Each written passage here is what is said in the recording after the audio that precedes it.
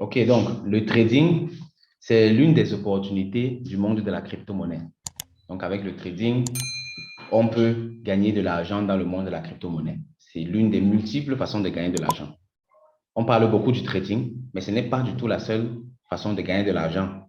Et en plus, ce n'est pas également la façon la plus facile. Bon, il y a pas une façon plus facile de gagner de l'argent, mais le trading demande quand même une certaine affinité, une certaine discipline. Dans tous les cas, c'est à portée de main et chacun peut le faire. Et aussi, on fait du trading directement ou indirectement. Quand quelqu'un choisit même d'autres façons de gagner de l'argent dans le monde de la crypto-monnaie, avec le holding par exemple, le holding qui signifie acheter une crypto-monnaie et la garder, quelque part on fait également un peu du trading parce qu'il faut quand même acheter. Et acheter une crypto-monnaie, c'est l'une des caractéristiques du trading. Ce qu'on va faire aujourd'hui, c'est purement du trading. On ne va pas faire des choses compliquées. On va juste expliquer les mécanismes de base. Où est-ce que on trouve le Limo Coin? Comment est-ce que on l'achète? Comment est-ce que on le vend? Comment est-ce qu'on fixe son prix? Comment est-ce qu'on calcule son bénéfice, par exemple? Ce genre de choses basiques.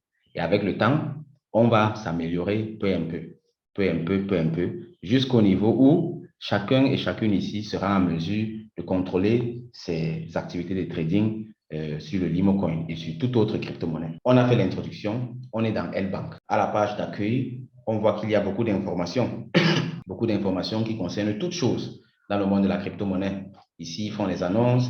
Ici, il y a les liens de référencement, c'est-à-dire referral. Après, il y a les ETF, il y a beaucoup de choses. Et là, on montre quelques crypto-monnaies qui ont très bien performé. On a les weekly stars, on a les top gainers, ceux qui ont le plus gagné. Et puis, on a les ETF gainers, et ainsi de suite. Donc, il y a tellement de choses là.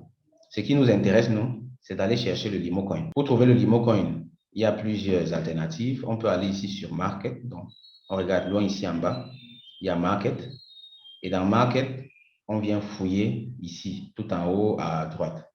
Bon, vous avez vu la loupe. Il y a la loupe tout en haut à droite là. Bon, malheureusement, je ne vais pas montrer. Mais en haut à droite là, il y a la loupe. On clique sur la loupe.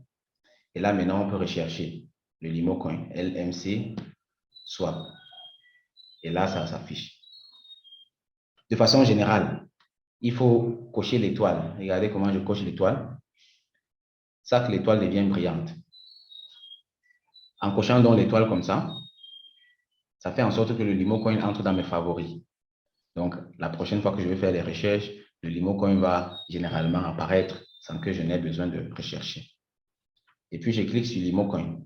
Quand je clique sur LMC Swap, ça me présente donc les activités du Limo Coin. Bon, c'est dommage que je n'ai pas la possibilité de montrer l'écran là.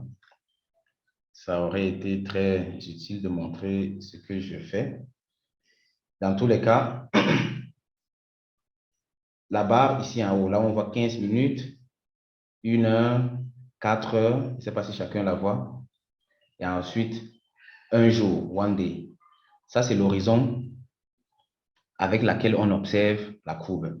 Ici, par exemple, on voit qu'on a coché one day. Un day, c'est one day. Et puis ici à côté, je clique sur 4H. 4H, ça signifie 4 hours, donc 4 heures. Je peux cliquer aussi sur un H, 1 hour.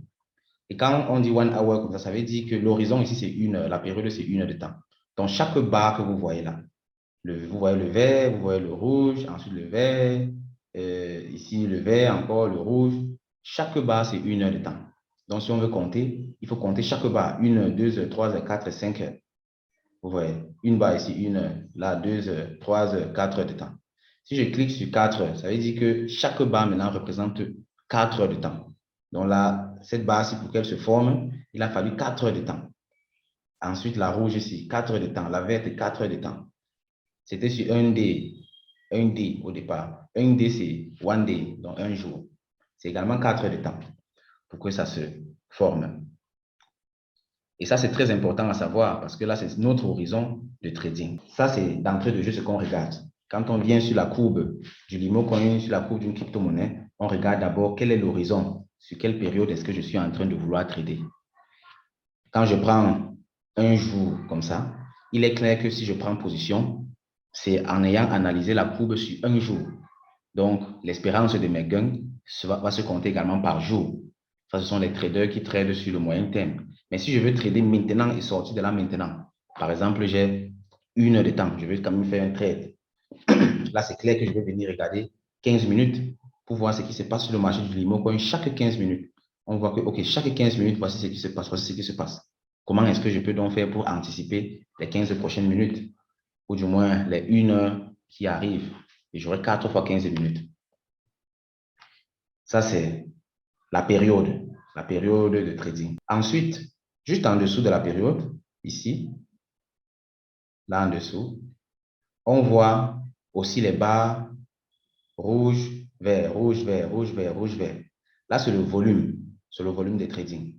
Ce n'est pas très important là maintenant de comprendre les volumes. On va faire ça dans les prochaines vidéos.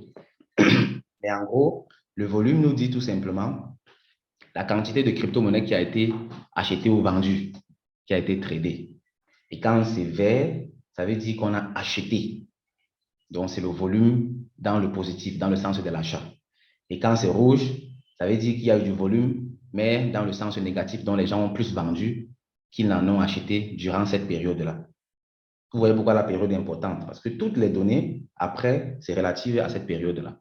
Donc, si on prend par exemple la grosse barre verte ici, la grosse barre verte, quand je clique dessus, ça me montre des informations ici en haut. Time, c'est le 9 octobre à 17 h. Et ensuite, high, bon, ça me montre les différentes informations et tout. Le change, 1,68%. Et le volume tradé, ça montre le volume tradé en termes de millions. Donc, il faut lire le chiffre là pour voir la quantité. Si j'essaie de lire, 3, donc 13 millions de limo coin tradés en cette période de temps-là, cette journée-là. Et c'était dans le sens de l'achat. Ça veut dire que les gens ont acheté 13 millions de limo coin en plus qu'ils n'en ont vendu. C'est pour ça que la barre, elle est d'abord verte. Vert signifie acheter. Et ensuite, elle a cette hauteur-là, du moins ce volume-là. Après ça, on a quelques courbes ici. On a la courbe marron, jaune et puis bleu. Ça, ce sont les indicateurs techniques. On ne va pas faire ça aujourd'hui. C'est avec le temps qu'on va le faire. Et après, on a d'autres choses qui s'affichent ici. Tout ça, on va voir ça peu à peu avec le temps. Ça, ce sont les profondeurs, les dips. Ici également, on peut lire beaucoup d'informations sur le comportement des acheteurs, le comportement des vendeurs en rouge. Et tout en bas, on a le livre des ordres, le cahier des ordres. Bon. Là, je vois certains visages. J'imagine que certaines personnes se disent « Oh, c'est compliqué, c'est compliqué. » Mais en fait, ce n'est pas compliqué. Ce n'est pas du tout compliqué. Et avec le temps, on va très bien comprendre ça.